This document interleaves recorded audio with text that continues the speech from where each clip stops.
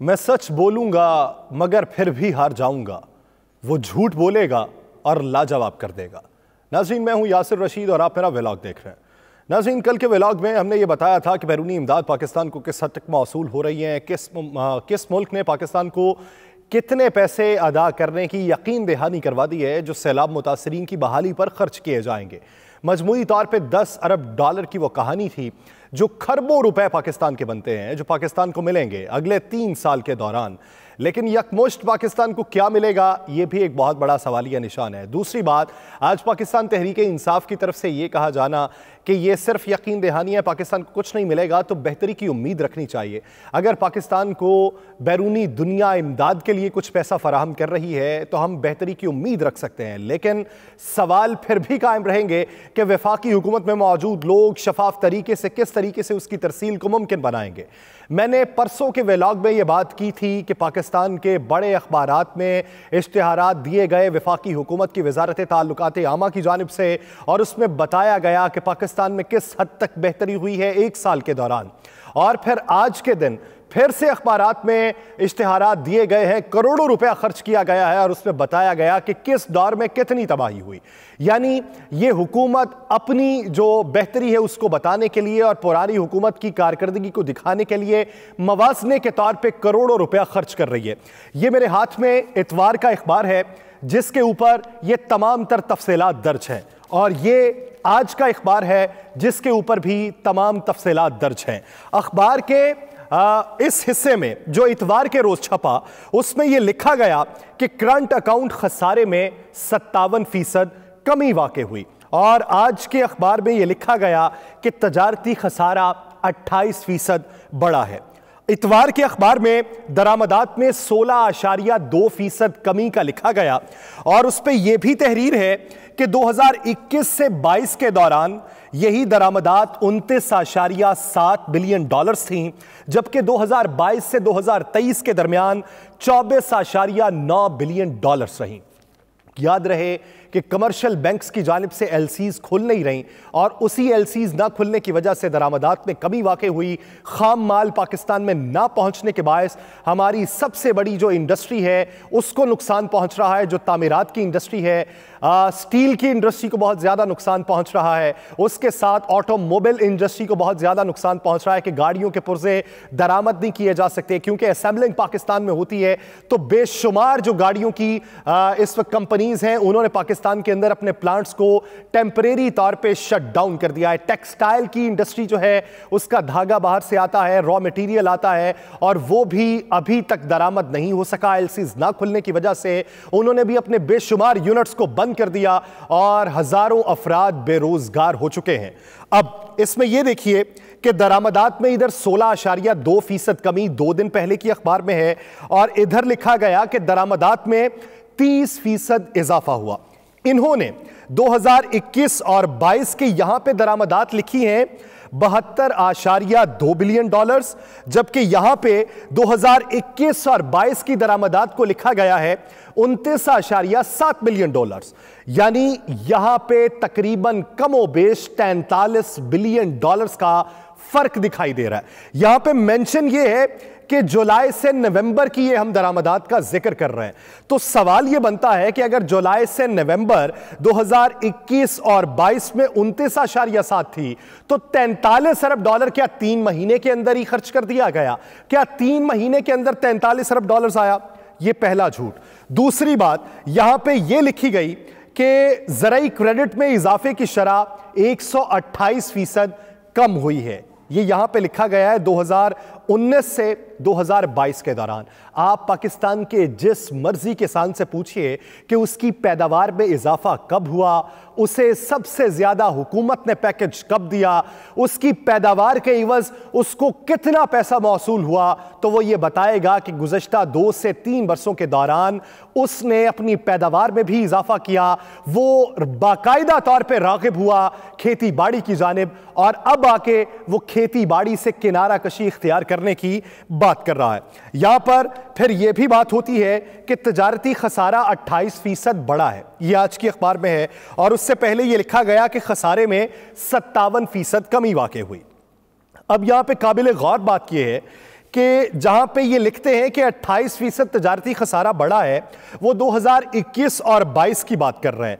उस 2021 और 22 के तजारती खसारा बढ़ने में यहां पे दर्ज है 39.7 बिलियन डॉलर्स हमारा तजारती खसारा बढ़ा, जबकि यहां पे ये लिखा गया है कि तजारती खसारा 2021 और 22 में 7.2 बिलियन डॉलर्स बढ़ा। आप ये बता दीजिए कि आपने कौन से मईशतदान अपने पास बैठा रखे थे, किन से ये तजारती खसारे की आपने इवैल्यूएशन करवाई है कि 2 दिन पहले आपके पास एदाद शुमार कुछ और दिखाई देते हैं, 2 दिन पहले आप ये कहते हैं कि हमने बहुत बेहतरी कर ली है, और 2 दिन के बाद आपके अपने दौरे हुकूमत के छोटे से अदवार के नताइज आप कुछ और लिखते हैं। यानी आपने बैरूनी दुनिया को जाके ये बता दिया कि पाकिस्तान बदहाली का शिकार है, और यहां पे पाकिस्तानियों को ये बताया कि हम तरक्की कर रहे हैं, और अब आके आप ये साबित करना चाहते हैं कि पाकिस्तान तहरीके इंसाफ के दौरे हुकूमत में पाकिस्तान में मईशत का सबसे बुरा हाल था,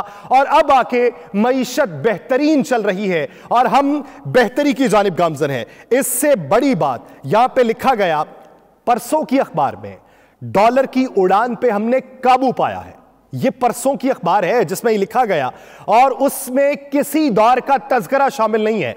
हर जगह के ऊपर उन्होंने यह लिखा है कि जुलाई ता नवंबर, लेकिन यहां पे आके बात यह नहीं है। यहां पे आके यह है कि डॉलर की उड़ान पे हमने काबू पाया, यानी आपकी जब से हुकूमत आई आपने उसके बाद डॉलर की उड़ान पे काबू पा लिया। और ये इस जगह पे यह तहरीर है कि डॉलर की कदर में 83% इजाफा हुआ है। उसके नीचे उनका यह लिखना है कि 2021 से 22 के दौरान 204.6 के ऊपर डॉलर था, और 2017 में 121.5 के ऊपर डॉलर था। मान लिया।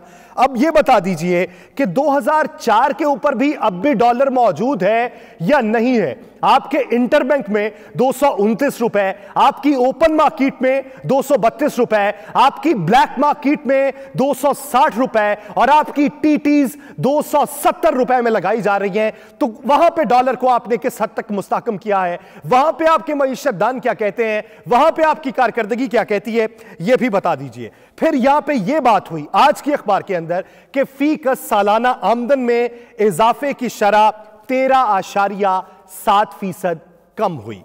किस दौर के अंदर? 2019 से 22 के दौरान। और यहां पे पहले से उन्होंने ये दर्ज कर रखा था कि आम आदमी जो है उसकी आमदन के अंदर इजाफा हुआ है, लेकिन ये इजाफा किस हद तक है, इसके पीछे के मुहर्रिकात क्या हैं, वो यहां पर दर्ज नहीं है। फिर यहां पर यह लिखा जाता है आज के अखबार में, अशियाए खुरनोश की महंगाई की शरह में 6.5% इजाफा हुआ। किस दौर की वो बात कर रहे हैं? वो बात कर रहे हैं पाकिस्तान तहरीके इंसाफ के दौर की। 2019 से 22 के दरमियान 11% और 2014 से 2018 के दरमियान 4.5 पे थी, और वो छोड़ के गए 11.0 के ऊपर।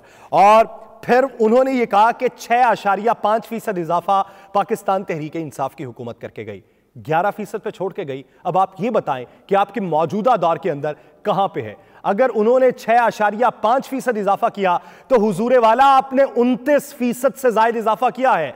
इस वक्त महंगाई की मजमूई शरह 30.7% तक पहुंच चुकी है। मुर्गी पाकिस्तान की तारीख की बुलंद तरीन शरह पे फरोख्त हो रही है। अशियाए खुरनोश बुलंद तरीन शरह पे फरोख्त हो रहे हैं।